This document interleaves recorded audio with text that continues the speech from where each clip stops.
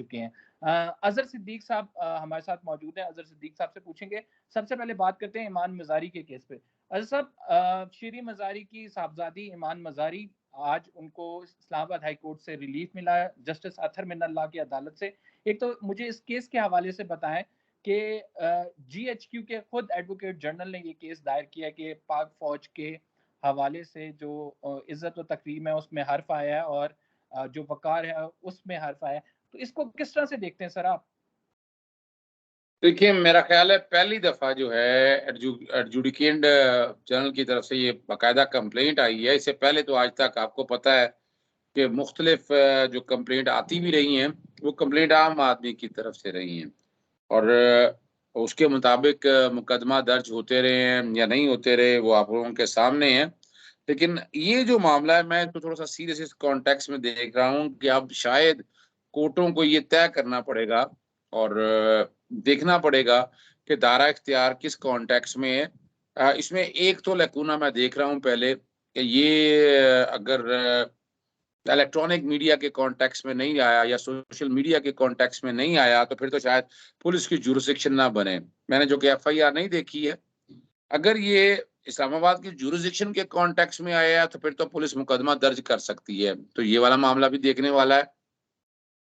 लेकिन इससे पहले हमने तारीखी तौर पर देखते रहे हैं कि इस तरह के अल्फाज बहुत से लोगों ने इस्तेमाल किए हैं, लेकिन किसी के खिलाफ कार्रवाई नहीं हुई आज तक। कोई भी ना सरकार आगे आई ना आई। अब अगर आगे आए हैं तो ये मामला मंतकी अंजाम की तरफ जाना चाहिए। जो कोई भी है, जिस तरह की है, अगर कोई जुर्म बनता है, बज़ाहिर मैंने तो तकरीर भी नहीं सुनी है कि अगर बज़ाहिर भी कोई जुर्म बनता है तो ये once for all let it be settled. और इसमें अगर मुनासिब समझे तो इस्लामाबाद हाई कोर्ट भी कोई कमीशन बना सकती है जो इस मामले को देख सके।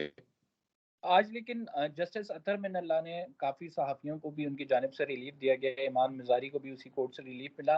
1000 रुपए मुचलकों के एवज़ जो है हिफाजती ज़मानत दे दी है, और रमना थाने में उनके खिलाफ जो है केस दायर हुआ है। और एक वीडियो बड़ी सर्कुलेट कर रही थी, चूँकि उस टाइम वो ईमान मज़ारी उसमें हाइपर भी नज़र आ रही हैं जब शीरी मज़ारी को पकड़ा गया, और उसमें जो हमारे फ़ौज के सरबराह हैं जनरल बाजवा, उनके खिलाफ भी कुछ कलमात कहे गए हैं। तो अज़हर साहब, वैसे अगर बात की जाए ओवरऑल इसमें कौन-सा मुकदमात बनते हैं? इलेक्ट्रॉनिक क्राइम एक्ट लगेगा, और इनकी सज़ा क्या होती है फिर? देखिए, अगर तो मैंने जो कि एफआईए की एफआईआर नहीं है, prevention of electronic crime act के तहत देखा जाए तो एफआईए का इख्तियार है और उसमें 3 साल की सजा थी। जो 5 साल की सजा की थी ऑर्डिनेंस के जरिए, वो ऑर्डिनेंस अल्ट्रा वारी डिक्लेयर कर दिया। और वहाँ जो अमेंडमेंट भी हुई थी नेचुरल पर्सन के हवाले से, वो भी अल्ट्रा वारी already Islamabad high court declare कर बैठी है। उसके अलावा बाकी मेरा ख्याल है पीपीसी की कोई दफात लगी हैं जो कि मेरे सामने नहीं है। और मेरा ख्याल है कुछ 7 साल तक की सजा मैक्सिमम इस तरह के केसेस होते हैं, जो कि मुझे नहीं पता कौन से वाले लगे हुए हैं। यानी ऐसे केसेस में कुछ 7 साल तक की सजा ज्यादा से ज्यादा हो सकती है। अज़हर साहब, आप देख रहे हैं कि ओवरऑल भी अगर बात की जाए, सोशल मीडिया पे भी अभी 2 से 3 ट्रेंडिंग पे इश्यूज़ हैं। एक में जिसमें बाजवा साहब के हवाले से है, ईमान मज़ारी का है, जो ट्रेंडिंग चल रही है इस टाइम। तो अगर तहरीके इंसाफ के कारकुनान की बात की जाए, उनके वर्कर्स की बात की जाए, जो एक गुस्सा उनको एस्टेब्लिशमेंट पे है या हमारी फ़ौज पे है, अगर उसका इज़हार बाकायदा तौर पर रेड लाइन्स क्रॉस की जाती हैं ट्विटर पे, तो आप क्या समझते हैं कि सोशल मीडिया पे इसको एक तो रोका किस तरह जा सकता है? आज इमरान खान साहब ने भी कहा कि इसको रोका नहीं जा सकता, जो सोशल मीडिया है इसको नहीं काबू कर। दूसरा, क्या आप समझते हैं कि आइंदा आने वाले दिनों में ऐसे लोगों पर मुकदमात बन सकते हैं? देखिए, एक तो बात बड़ी वाज़ेह है। टाइम आ चुका है अब कि जो रेड लाइन है, इसको भी तय होना है। आर्टिकल 19 की एनफोर्समेंट मैं तो नहीं देख रहा। मैं तो गुज़श्ता कई दहाइयों से ये नहीं देख रहा कि आर्टिकल 19 अगर ट्रू पर्सपेक्ट में देखा जाए, इस्लामाबाद हाई कोर्ट ने सेक्शन 20 जो ऑर्डिनेंस के ज़रिए है, वो अल्ट्रा वायलेंस डिक्लेयर किया। मेरा उस पे इख्तिलाफ है कि सिर्फ़ खाली सहाफ़ियों के अगेंस्ट नहीं है। वो केसेस कई फैमिलीज़ हैं, यानी कई सिविल फैमिलीज़ हैं, उनकी बच्चियों और बच्चों के मामलात हैं, कई नाज़ेबा तस्वीर हैं। वो सारे मामले जो है ना, वो पीका के तहत आते थे। लेकिन उससे ये डिसएडवांटेज हुआ है कि कई लोग अब सामने नहीं आ रहे मेरे सामने मिसाल मी टू कैंपेन की अली जफर की मौजूद है कि उन्होंने कितना बुरा वक्त गुजारा इस सारे मसले में, कितनी मेहनत की और 2-2.5 साल लग गए उनको इंसाफ के हसूल के लिए। इन एनी केस अब मामला ओपन है और मेरा ख्याल है ये जिस किसी फोरम पे भी जाए उस फोरम पे इसको को फाइनल एक शक्ल नजर आनी चाहिए ताकि लोगों को भी अंदाजा हो कि ये कानून की इम्प्लीकेशंस क्या है, ये कानून का इतलाक कैसे होगा, और अगर अगर करना भी है तो क्या दोबारा इसको पार्लियामेंट में ले जाया जाए, पार्लियामेंट बैठ के इस बातों को चीजों को देखे और बैठ के जो बैरियर है, जो डायमेंशन है वो सेट कर दे।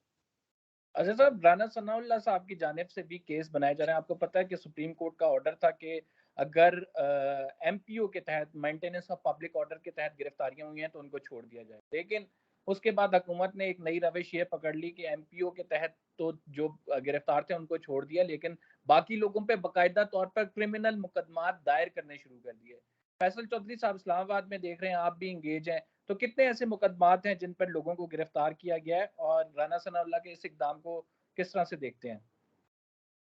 देखिए ये जितने भी एफआईआर हैं, मैं हमें तो पुराना तजर्बा है लॉयर्स मूवमेंट में, इस तरह की मेरे ऊपर 7 एफआईआर थी जिसमें 7 एटीओ भी लगी हुई थी।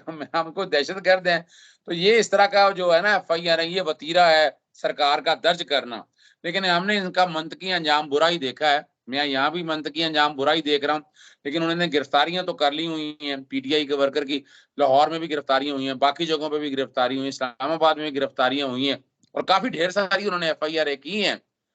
लेकिन कल इसका क्या बनता है, इन एफआईआर को चैलेंज तो करना पड़ेगा हाई कोर्ट के अंदर, और हाई कोर्ट का इख्तियार है जुडिशियल रिव्यू में उसको देख सकती है क्या वाकई एफआईआर सूबाई हुकूमत दर्ज करा सकती है, ये मामला है जो वो देखने वाला है। अच्छा साहब, मुझे ये भी बताएं कि खान साहब ने आज जो कहा है कि कोई डील नहीं हुई है, तो आप समझते हैं कि बगैर अश्योरेंस के, बगैर डील के खान साहब चले गए हैं और दोबारा आएंगे अब? देखिए इस्लामाबाद जो जहां तक तो है ना इमरान खान साहब का ये वाला काम कि उन्होंने वापस चले गए, ये तो मैं इनसे इत्तेफाक करता हूँ, क्योंकि जिस तरह अपना एक वो क्लास जो मम्मी डैडी के हवाले से मशहूर थी, वो अपना शेल खाते हुए, टिगर गैस खाते हुए, अपना नुकसान करते हुए इस्लामाबाद की तरफ रवा दवा रही और वहां वो पहुंचे। तो ये हम लोग की तो बकायदा ट्रेनिंग की थी लायर मूवमेंट में, हमने क्या करना है, हम सारा इक्विपमेंट साथ रखते थे, पानी है, नमक रखते थे, बाकी चीजें साथ रखते थे, लेकिन बड़ा मुश्किल हो जाता है, 3-4 दिन तो बंदा संभल ही नहीं सकता। तो ये तो फैमिलीज थी, तो इस कॉन्टेक्स्ट में, वरना यहाँ लड़ाई झगड़े का यानी मेरे पास तो रिपोर्ट थी कि इमरान खान साहब पर हमला करके उनको अपना कत्ल करने के हवाले से इस तरह की साजिशें भी मौजूद थी। तो यहाँ और दूसरा अवाम को बड़ा नुकसान होना था, जो कि माल्टन का सानिया हो चुका हुआ था।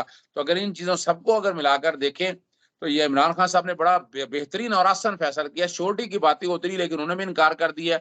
मेरे तक था कि शायद सऊदी अरब से कोई श्योरिटी है, लेकिन जो ताज़ा तरीन इतला मेरे पास है वो यही है कि ये बजट पेश कर रहे हैं अपना, और ये असेंबली नवंबर में जाकर डिसॉल्व करेंगे, मार्च और अप्रैल के अंदर ये इलेक्शन कराएंगे।